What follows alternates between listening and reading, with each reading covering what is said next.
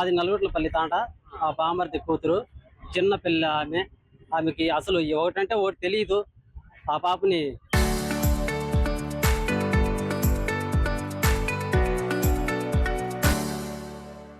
బియ్యం తీసుకొని వద్దామని పిలుచుకొని పోయేసి అక్కడ దారుణంగా ఇది చేసినాడు. భారీ వివరంగా చాలా ఏట్లు కొట్టినాడు కూడా ఆ పాపకి. దాని వలన మాకు ముఖ్యమంత్రి ద్వారా ప్లస్ వాళ్ళందరితో ద్వారా మాకు ఇది కావాలని కోరుతున్నాము. కఠినగార శిక్ష కావాలి, ఉరి శిక్ష వేయాలని మేము కోరుతున్నాము.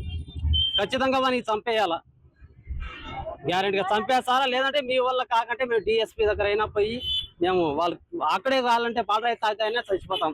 గ్యారెంటీగా మాకి ఖచ్చితంగా కఠినగార శిక్ష వేయాలని మేము కోరుతున్నాం. పాప తెల్లారితో 6:30 7 గంటలకు పోయేసి స్టోర్ బియ్యాలు పోతాను. రోడ్ అంటే వాడు ఎవరో ఏదో వచ్చి ఆటోలో రమ్మా అని చెప్పి ఎక్కించుకొని పోయాడు.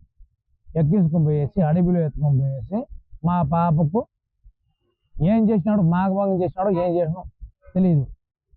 మా పాప ఇంటికాడ వచ్చి ఏడ్చి ఇంటికాడ వచ్చి చెప్పే వాళ్ళకి మాకు తెలిసిన వల్ల స్టేషన్ కాడ వచ్చి మేము కంప్లైంట్ పెట్టాం. ఏమనంటే మా పాపకు న్యాయం జరిగేట్టుగా మీరు చేయాలా, అది మెయిన్ పైన. వాడిని ఉరి శిక్ష పెట్టారు, వాడిని ఎన్కౌంటర్ చేస్తారు.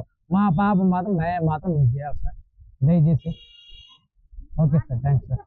మా పాప వచ్చి మా తమ్ముడు కూతురు. ఆ పాప స్వర్గీయానికి చనిపోతా ఉంటే ఆ పక్క తీసుకొని పోయి అడవిలో తీసుకొని పోయినాడు. ఆ పక్క పాడు చేసేసినాడు సార్. పాడు చేసేసిన తర్వాత తీసుకొని వచ్చి మళ్ళీ వదిలేసినాడు. వదిలేసిన తర్వాత మా పాప వచ్చి ఆడ అంగిడి కాడ ఆడ పోయి చెప్పిందంట అట్లా జరిగిందని. మళ్ళీ వాళ్ళు తీసుకొని వచ్చి ఇటు కేసు పెట్టినారు.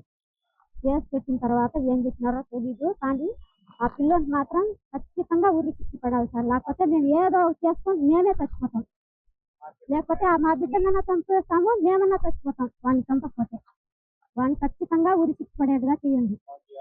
కాండానే వాడు పెద్దనే వాడు చదువుతాడు సార్. ఇద్దరిది ఒకే ఊరు సార్. ఫస్ట్ మాత్రం 7వ క్లాస్ చదివింది. ఆ పాప తెలివిలా ఏం లేదు, తెలియదు సార్. మా కూతురికి స్టోర్కి తీసుకొని పోయినాడు సార్. వాళ్ళు స్టోర్కి తీసుకొని పోయి బియ్యం తీసుకొని వద్దామని తీసుకొని పోయినాడు. లంగికి తీసుకొని పోయి ఆటోలోనే ఆ పక్క ఆడ తీసుకొని పోయి డౌన్లో తీసుకొని పోయి ఆటోలోనే పాడు చేసినాడు. వాడికి ఎక్కడ తిరిగి గురించి పడినట్లు చేయాలా. మా ఇంట్లో నా కూతురికి ఎక్కడ జరిగిన పరిస్థితి కూడా అట్లా ఎలా ఫస్ట్ మాకు న్యాయం జరిగినట్లు చేయాలి.